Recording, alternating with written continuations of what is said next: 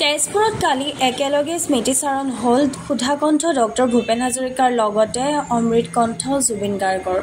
Sudhakantha doctor Bhupen হাজৰিকাৰ জন্ম শতবৰ্ষ উদযাপন সমিতিৰ উদ্যোগত বাণ থিয়েটাৰত সম্পন্ন হ'ল অসমীয়া আধুনিক সংগীত জগতত সুধাকণ্ঠ ডক্টৰ ভূপেন হাজৰিকা আৰু জুবিন গাৰ্গ শীৰ্ষক বিষয়ত গুৰুত্বপূৰ্ণ আলোচনা চক্ৰ সম্পন্ন। উদযাপন সমিতি কৰ্ণধাৰৰ সদস্য পংকজ বৰুৱাই আধৰা আৰু সমিতিৰ যুটীয়া সম্পাদক জিতুমণি দেৱ চৌধুৰীয়ে আদৰণি ভাষণ প্ৰদান কৰা অনুষ্ঠানটিত আৰম্ভ হয় কণ্ঠশিল্পী ত্ৰিবেণী ভট্টাচাৰ্যৰ এটি বৰগীতেৰে।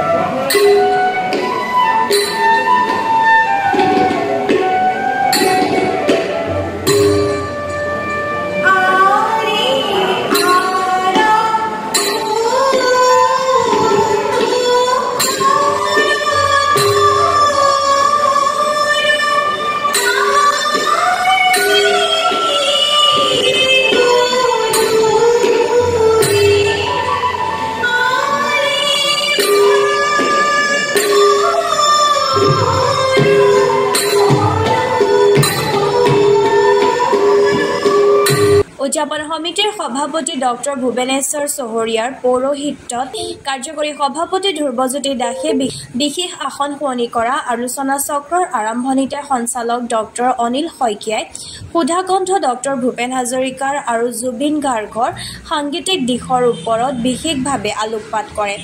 সুধাকণ্ঠ ডক্টৰ ভূপেন হাজৰিকাৰ সৈতে কেইবাটাও দশক সংগীত শিল্পী হিচাপে জড়িত থকা বিশিষ্ট সংগীত শিল্পী সূৰ্য গোস্বামী আৰু তেজপুৰৰ বিধায়ক পৃথ্বীৰাজ ৰাভায়ো চমু ভাষণ প্ৰদান কৰা অনুষ্ঠানটিত যশস্বী গীতিকাৰ কৃতিকমল ভূঞাই পৃথকে নিৰ্দিষ্ট বিষয়ৰ ওপৰত আলোকপাত কৰি জুবিন গাৰ্গৰ ওপৰত ৰচনা কৰা এটি গীতো পাঠ কৰি শুনায়।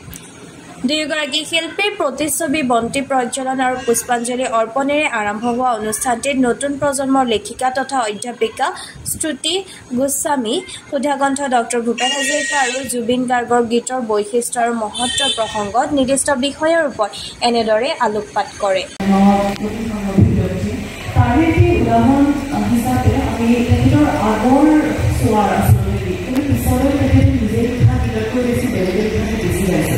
আগতে গাইছে কিন্তু 1998 চনত শব্দ বুলি এটা এলবাম ৰিলিজ হৈছিলে। আমি এলবাম বুলি কওঁতে তেতিয়া কেছেট বুলি কৈছিলোঁ। সেই শব্দ গীতটো মই অনুভূতি সাপেক্ষে মই দুষাৰ এটা কৰিব বিচাৰিছোঁ। গীতটোৰ একেবাৰে আৰম্ভণিতে নৱজাত শিশুটিৰ ক্ৰন্দনৰ আমি এটা শব্দ শুনো। তাৰ সেই পিছতে এইখিনি কথা গায়কে কয়। এইটোৱে আৰম্ভণি। প্ৰথম আমি শিকিছিলোঁ, বুজি পাৰিছিলোঁ নিজৰ অস্তিত্ব। ই প্ৰথম শব্দ। কথা ক'লোঁ, শৈশৱ শিকিলোঁ, দেখিলোঁ, জানিলোঁ। আমি শব্দৰ আশ্ৰিত, শব্দেৰে পৰিচালিত, শব্দৰে সমাহিত।